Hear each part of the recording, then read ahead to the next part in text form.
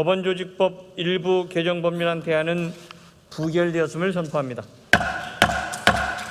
존경하는 의장님과 선배 동료 의원 여러분, 이탄희 의원입니다.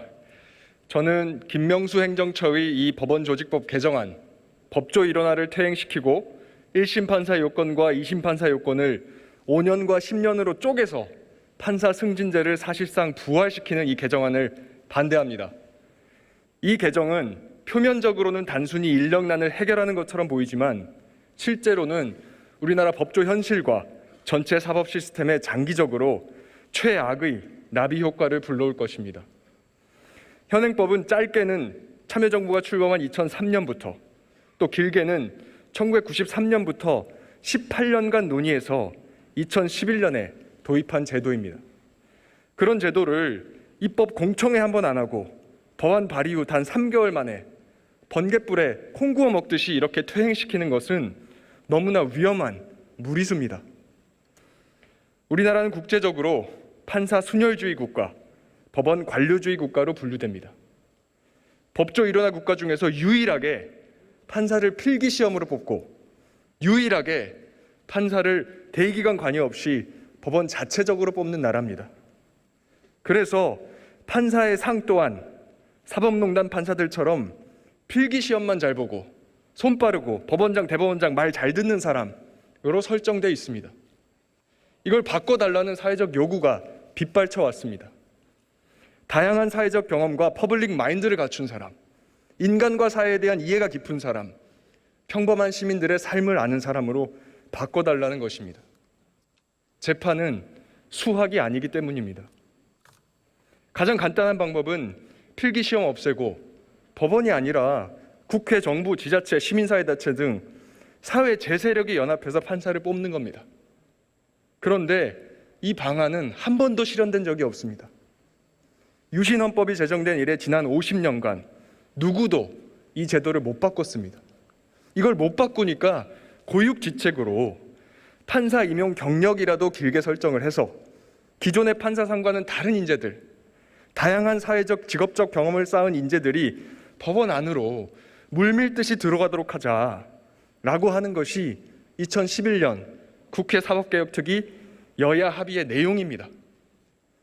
그 취지에 따라 오늘도 수많은 젊은 법조인들이 국가기관, 공공서비스 분야, 시민사회단체, 연구기관, 지역변호사 등 다양한 영역에서 현장의 경험과 퍼블릭 마인드를 쌓아가고 있습니다. 판사 희망자가 없는 게 아닙니다. 5년차 변호사들의 비율만 해도 2017년 6%에서 2020년엔 83%로 14배가 뛰었습니다. 그런데 오늘의 이 법안이 통과되면 이러한 새로운 판사상을 담지한 젊은 법조인들은 판사가 되는 길이 사실상 봉쇄됩니다. 대형 로펌 출신자들과 법원 내부 승진자들의 독식 현상이 심해지고 정관예우, 후관예우 더 심해집니다. 이미 내년도 신규 임용 판사 157명 중에 상위 7개 로펌 출신이 무려 50명, 법원 로클럭 출신이 무려 67명입니다. 전국 신규 판사의 8분의 1이 김앤장 출신입니다. 전국 신규 판사의 8분의 1을 하나의 로펌에서 충당하는 나라, 이런 나라가 전 세계에 또 있겠습니까? 이미 이런데 여기다가 판사 임용 경력을 5년으로 퇴보시킨다.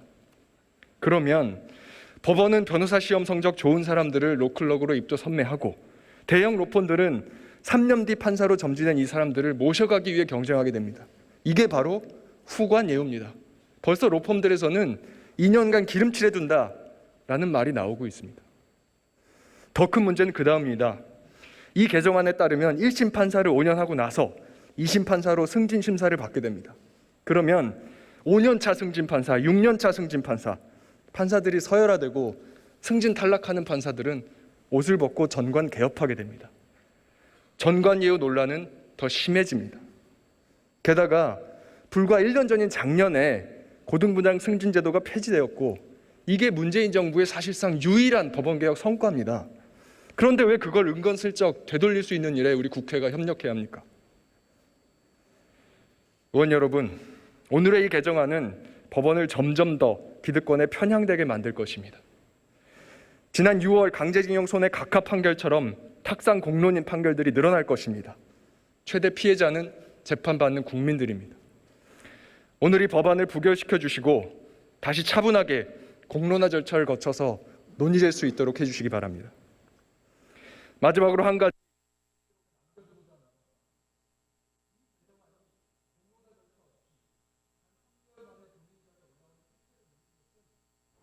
법원 행정처 현직 판사들의 입법 로비 때문입니다. 현직 대법관, 현직 고등부장 이런 사람들이 재판 전으로 쌓은 인맥과 영향력을 활용해서 양당의 국회의원들에게 접근한다고 하면 양승태 행정처와 무슨 차이가 있습니까? 입법 로비를 전담하는 판사들은 다시 재판에 복귀하거나 아니면 그 영향력을 이용해서 더 고위 법관직을 노리는 일이 절대로 있어서는 안 된다고 생각합니다. 이상으로 토론 마치겠습니다. 감사합니다.